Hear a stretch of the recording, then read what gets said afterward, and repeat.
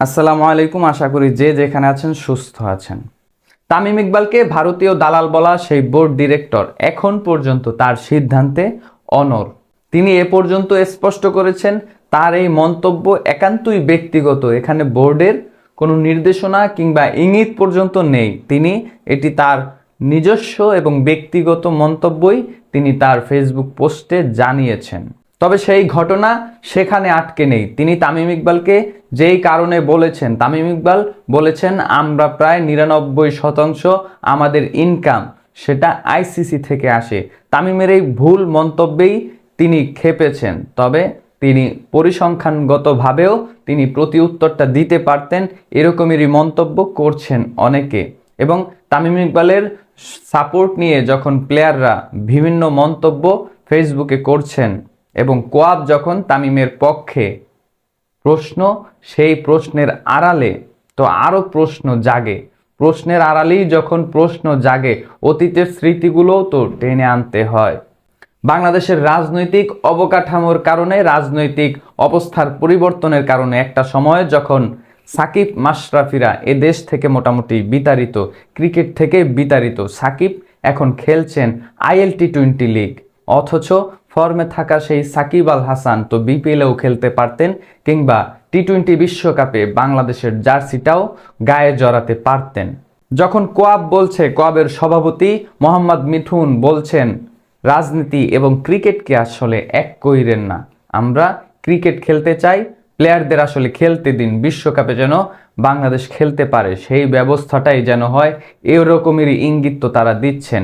যখন কোয়াব মাশরাফির বেলায়, একজন অবসরপ্রাপ্ত ক্রিকেটারের বেলায় তাদের দায়িত্ব পালন করছেন, মাশরাফি কিংবা সাকিব আল হাসানরা তো রাজনৈতিক ইস্যুর ব্যাপারে নিরপেক্ষই ছিলেন।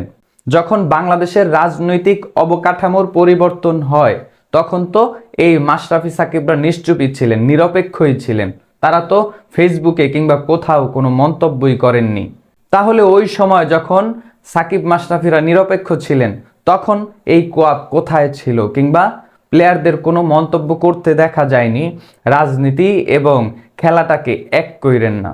তবে এই জায়গায় আরও একটা কথা উল্লেখ করতেই হয়, রানিং প্লেয়ার থাকা অবস্থায় যখন সাকিব মাশরাফিরা এমপি হয়েছিলেন কোনো একটা দলের, আসলে ওই বিষয়টা তো বিসিবির নীতি নির্ধারকরা স্পষ্ট করতেই পারতেন বা তারা আইনটাই করতে পারতেন, একজন রানিং প্লেয়ার কখনোই রাজনৈতিক অঙ্গনে জড়াতে পারবেন না। বাংলাদেশ ক্রিকেট বোর্ডের সেই নিয়মটা নেই বলেই তো তারা ওই কাজটা করতে পেরেছিলেন। আদৌ পারতেন কিনা? যদি নিয়মটা থাকতো, একজন রানিং প্লেয়ার কখনোই রাজনীতিতে জড়াতে পারবেন না। সাকিব মাশরাফিরা তো ব্যক্তিগতভাবে রাজনীতিকে কলুষিত করেননি, কিংবা তারা যে দায়িত্ব পেয়েছিলেন তারা তো তাদের যে আসনগুলোতে মোটামুটি ভক্তদের কিংবা তাদের জনগণদের দায়িত্বটা মোটামুটি পালন করলেও ক্রিকেটটাও তারা খেলে গিয়েছেন এবং বিতর্কিত যে বিষয়গুলো ছিল সেখানে তো তাদেরকে জড়াতে দেখা যায়নি। অথচ সাবেক ক্রীড়া উপদেষ্টা তার ব্যক্তিগত হস্তক্ষেপেই নাকি সাকিব আল হাসান বাংলাদেশ থেকে বিতাড়িত, বাংলাদেশের ক্রিকেটে তিনি আর ফিরতে পারবেন না। সাকিব আল হাসান তো একটা পডকাস্টে এ নিয়ে বোমা ফাটিয়েছেন, বাংলাদেশ ক্রিকেট বোর্ড বিসিবি নিষিদ্ধ হতে পারেন। যদিও সেই কথা বিতর্ক আরও ছড়াচ্ছে, আরও ছড়াবে, কিন্তু মূল বিষয় হচ্ছে কোয়াব কিংবা যে সকল প্লেয়াররা এখন এসে এই ধরনের মন্তব্য কিংবা তামিম ইকবালের পক্ষ নিয়েছেন, তামিম ইকবাল এদেশের ক্রিকেটে অবশ্যই একজন উজ্জ্বল নক্ষত্র, কিংবা আপনাকে এটাও বিশ্বাস করতে হবে এই তামিম ইকবালও একটা সময় 17 ম্যাচের মধ্যে 9টি ম্যাচেই গোল্লা মেরেছেন।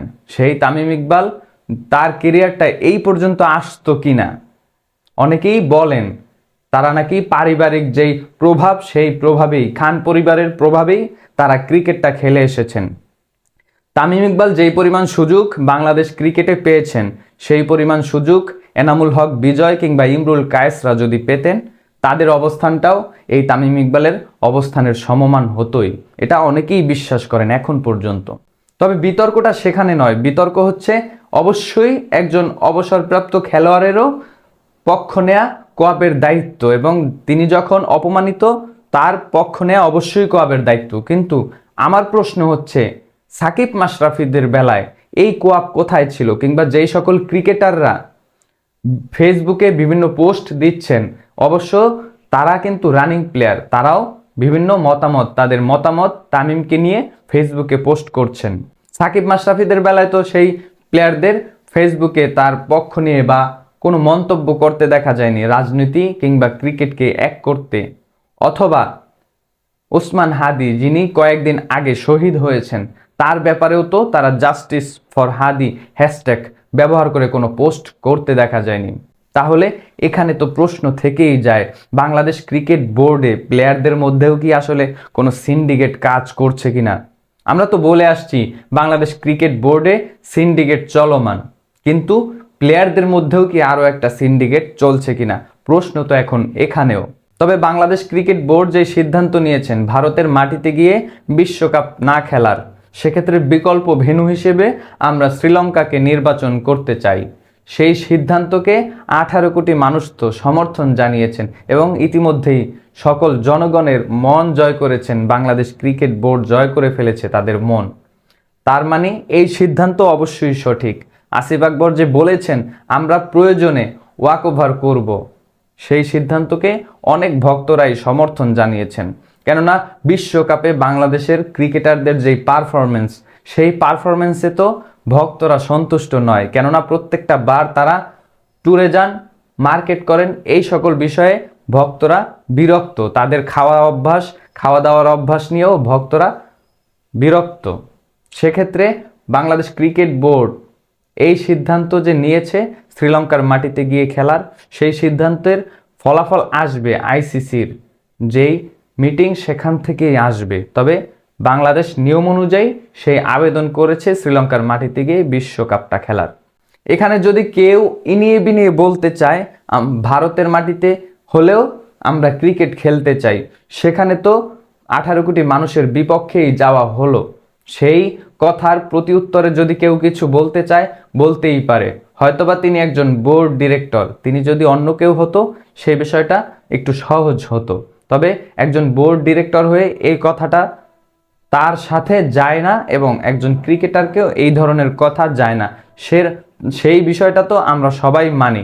কিন্তু কথা হচ্ছে যে সকল ক্রিকেটাররা কিংবা যারা এই বিষয়ের প্রতিবাদ করেন, তারা আসলে আগে প্রতিবাদটা করেননি কেন?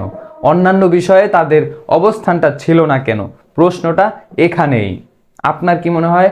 অবশ্যই কমেন্ট বক্সে আপনার মূল্যবান মন্তব্য জানাবেন।